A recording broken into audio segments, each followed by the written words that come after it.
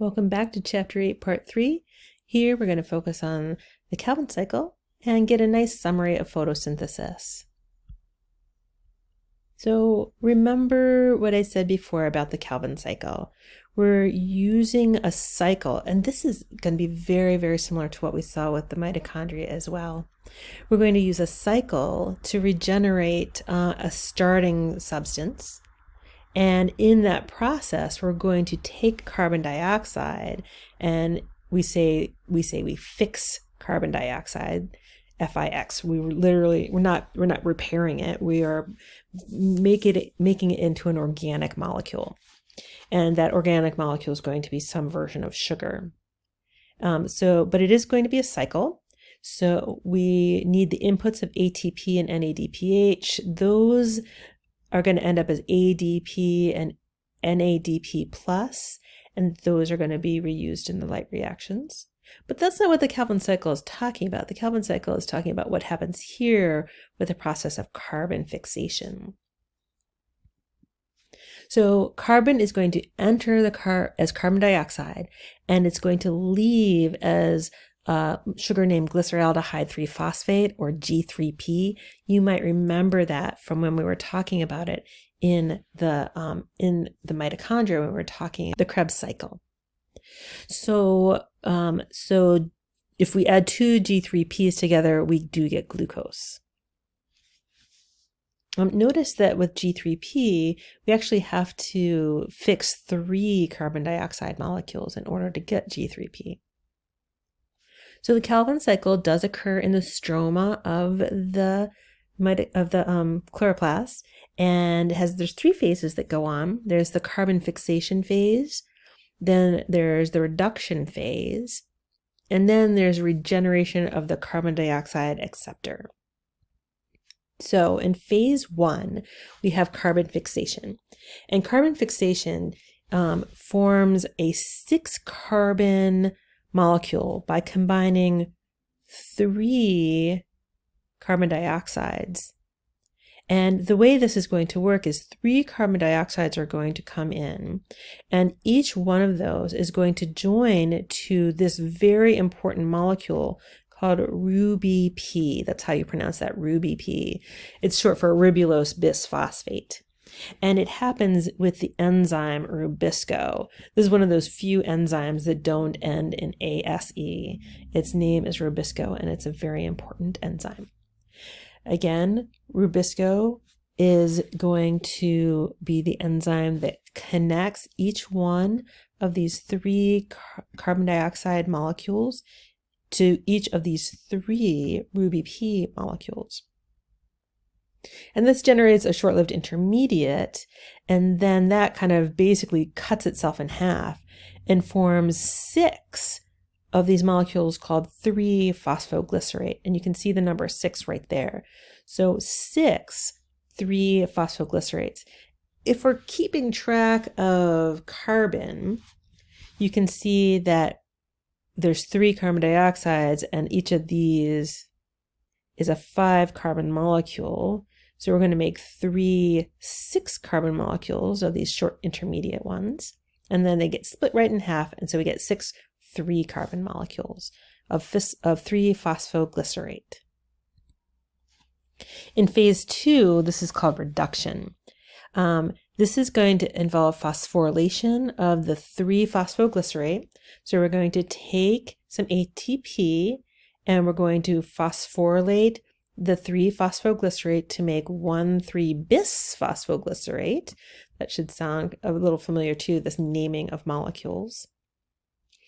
And then 1,3-bisphosphoglycerate is going to be reduced, and it's going to become glyceraldehyde 3-phosphate.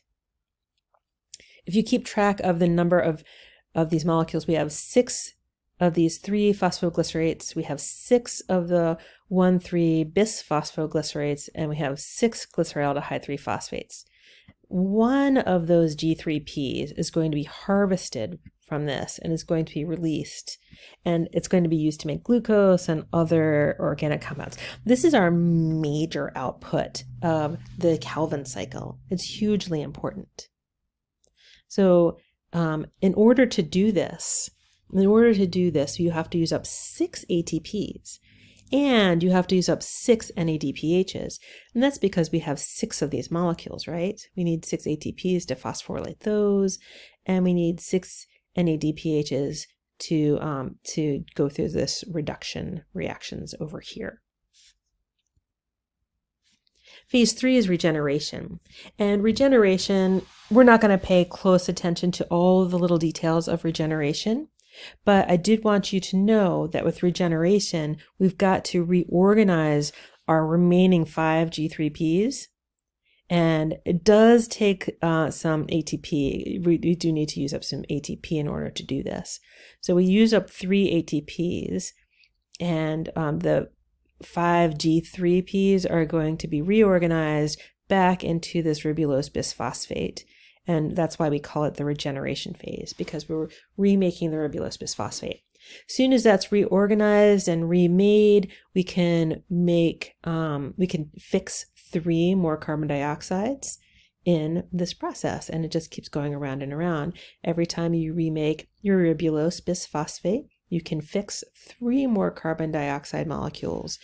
And of course, you're going to use up 6 plus 3, so 9 ATPs in this whole process, and 6 NADPHs in this process.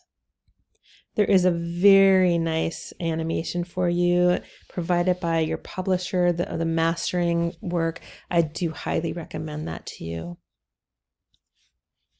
But we're moving on here, and we're leaving behind all the little processes that we talked about before, and we're going to talk about why photosynthesis is so important. So life absolutely depends on photosynthesis.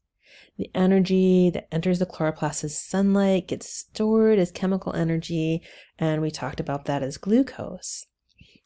Sugar is made in the chloroplasts, and that chemical energy found in the carbon skeletons of that glucose can be used to synthesize other organic molecules, very much like what we talked about when we were talking about how some other organic molecules like proteins and fats, those can be used to drive the process of cellular respiration. The byproducts of photosynthesis, those excess sugars, can be used to drive the formation of lipids and proteins and DNA and just about everything that a plant needs to grow and survive.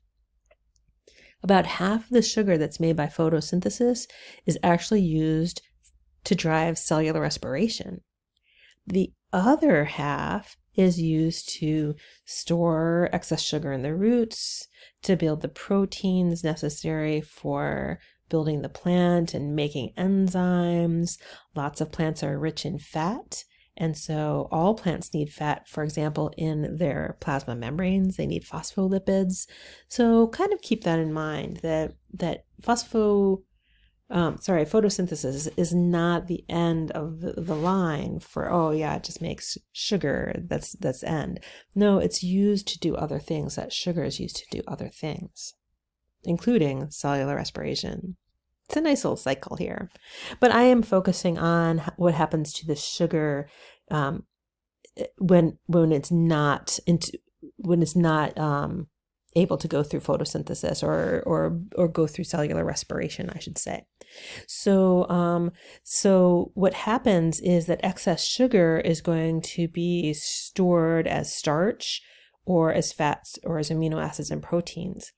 Also, this is what happens in your body. Like when you eat foods, right? You can use glucose to make glycogen.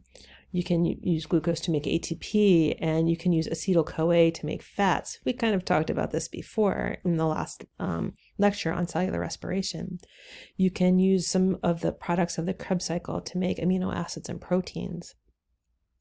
So always remember the relationship between catabolism and anabolism. Anabolism is that catabolism makes smaller molecules and anabolism makes larger molecules. Catabolic pathways make smaller molecules and release energy.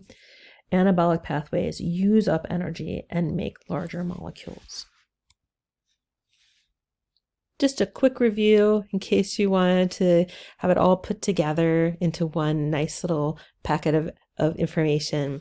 Photosynthesis happens mostly in mesophyll cells, where you're going to find the vast majority of chloroplasts. There's two main reactions that happen, the light reactions and the Calvin cycle. The light reactions allows ATP and NADPH to be made, and those energy filled molecules are going to be used in the Calvin cycle to fix carbon dioxide and make G3P. G3P can be used to make glucose or starch or sucrose. It can be used to make fat. It can be used to make proteins and DNA, all very important anabolic pathways. We do need to regenerate RuBP. We're going to take the 5 remaining G3Ps and regenerate RuBP, using up a little bit more ATP and regenerating that. So this is a great diagram for you to practice with, and just maybe try drawing this over and over again. One of the things I forgot to mention before, of course, is that water is used up in the light reactions, and it's used to release oxygen as a byproduct, and those protons, of course, are going to be used in the process of chemiosmosis.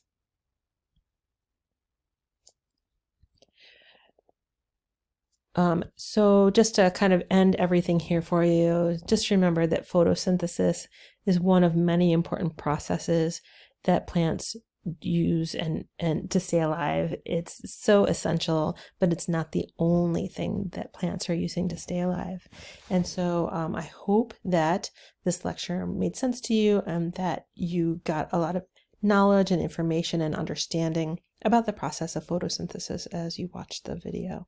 Remember, you can always email me or contact me during office hours, and I'm happy to explain anything more to you as you need. Let me know.